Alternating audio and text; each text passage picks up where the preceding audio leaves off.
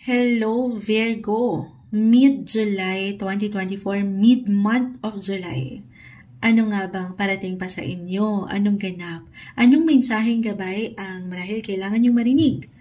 Ngayon, kuha tayo ng ilang guidance message para sa mga taong ito mid-July 2024 sa ilang natitirang araw o linggo ng buwan. Para sa mga Virgo, anong ating maiwan para sa kanila? Message. Virgo,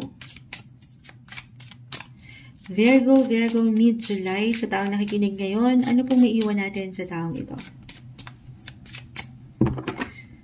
Okay, this time, cut natin into 3. And then, kukunin lang po natin itong nasa unahan. Ayan, sumasama ng isa pa. 3 of Cups, the Ace of Pentacles. Ang ganda. Merong get-together. Merong kasiyahan, merong celebration, merong reunion, reconnection. Kahit over the net lamang po ito, merong opportunity to connect.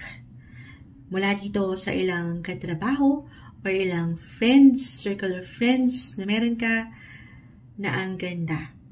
Okay, kung pahintulutan mo ang sarili na maging open sa ilang possibility sa partner ito, Virgo, kasi umangat opportunity. So, merong benefits. Something benefits sa part na ito.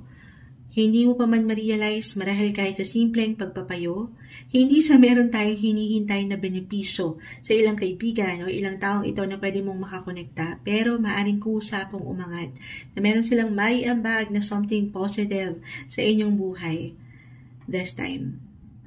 Kahit simpleng pagpapayo. Other messages, new beginnings, new potential, new friendship, new love interests, new job offer, new client. Ang ganda. May magagandang possibility po. Para bang maganda at matayog. Ano yan, Moonchild? Para bang nag-a-align ang ilang sitwasyon ngayon. You will meet the right people at the right time. Kung pahihintulutan nyo lamang na maging bukas kayo, parang merong magic tayo nakikita dito. May balita na may kaugnayan sa pera. Pwede rin po. Okay? Kung hindi to mismo sa inyong mag-apply, Virgo, maaaring ito may kaugnayan sa kapareha o ito, ilang kaibigan.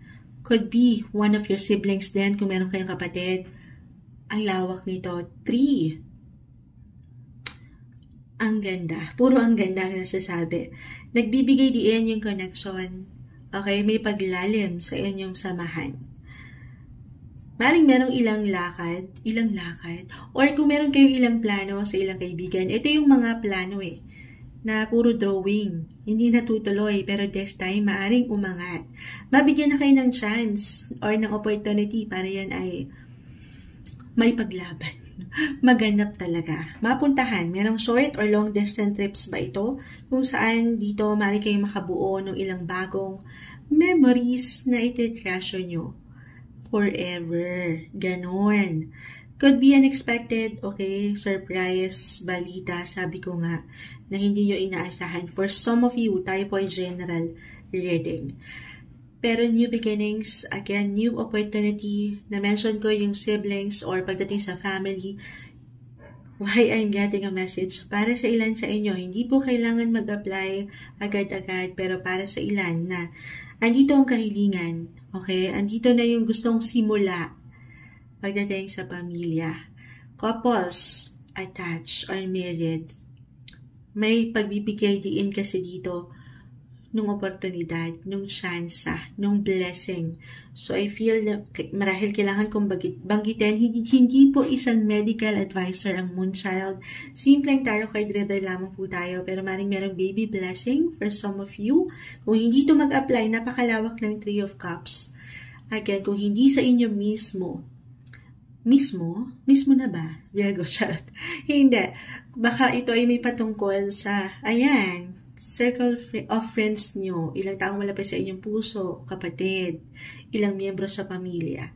May kasiyahan po. Or pwedeng merong mag-add up na baby blessing. Okay? Kung hindi yan mag-apply, maaaring ito lang po ay may kaugnayan. Kung meron man kayong anak, Maybe this is a sign na bumuo na kayo. Bumuo na ulit, Moonchild, hindi. Bumuo kayo ng meaningful. I mean, na pwede nyo pang pagsamahan this time. This is the best time to have that bonding. Okay? Spend more quality time kasama ang iyong pamilya or ang mga bata. Okay? Andito, meron at merong opportunity, guys. Meron at merong oras, meron at merong paraan. Kaya naman parang ang hirap pagsabayin ng ilang proyekto, ilang gawain sa trabaho, sa pamilya. Hindi madali, pero pinapaalalahanan ka dito, maybe yung pinaka-way lang to celebrate. Celebrate life, celebrate friendship, celebrate love, or celebrate your small wins, Virgo. Itong patuloy na nalalagpasan mo na ilang laban sa iyong buhay, patuloy mong kinakaya, deserve ang magsaya.